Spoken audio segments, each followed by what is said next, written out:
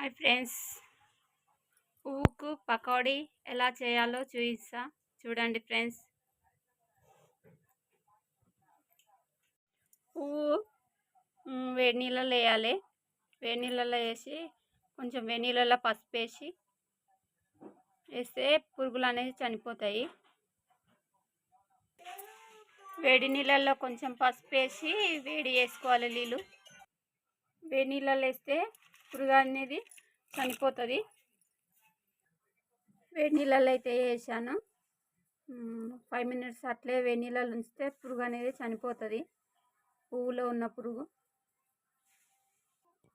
పిండి, కార్న్‌ఫ్లవర్ పిండి, ఇందులో కొంచెం బియ్యపిండి, శనగపిండి 2 టీ స్పూన్ల వరకు శనగపిండి, బియ్యం పిండి వేసాను. ఈ మూడింటిని కలపాలి.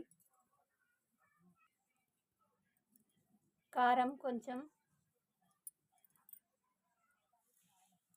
సాజీరా, చెక్క దంచింది పొడి, అల్లం వెల్లుల్లి పేస్ట్,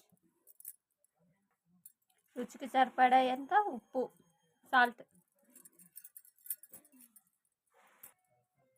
చిటికెడు పసుపు.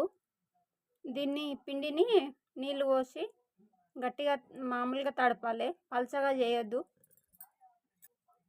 పువ్వు ఫ్రై అయితే నీళ్ళకి వేడి నీళ్ళకి అయితే తీసుకోవాలి.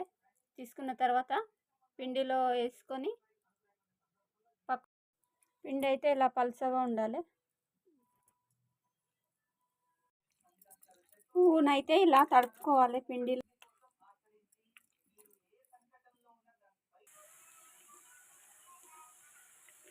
పకోడీ అయితే రెడీ, వేగింది. పొడి నూనె నుంచి తీసేద్దాం. పకోడీ అయితే రెడీ. పువ్వు పకోడీ వేడి వేడి పైన బాగుంటుంది తింటే, వేడివేడిగా.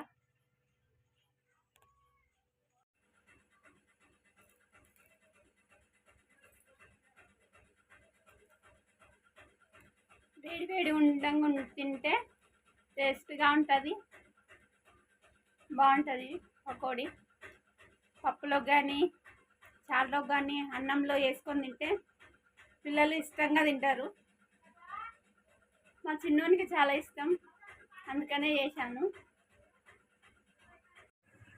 ఫ్రెండ్స్, మేమైతే షాప్కి అయితే వచ్చేసాము. అంటే మిషన్లో ఆయిల్ దినం తప్పించి దినం డైలీ ఆయిల్ వేస్తే ఫ్రీగా ఉంటుంది. ఆయిల్ వేపితే కస్తిగా వస్తుంటుంది. ఆయిల్ వేయడం వల్ల మిషన్ మంచిగా నడుస్తుంటుంది.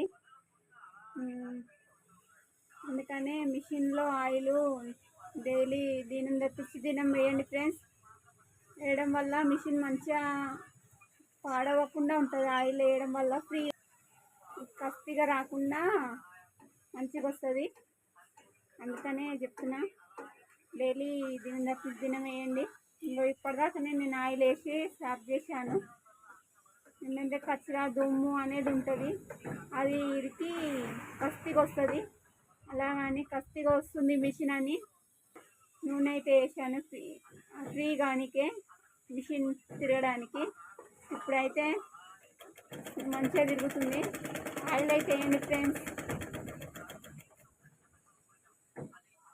కొత్తగా చూసిన వాళ్ళైతే ప్లీజ్ సబ్స్క్రైబ్ మీ, బెల్ గంట కొట్టండి, సపోర్ట్ చేయండి ఫ్రెండ్స్.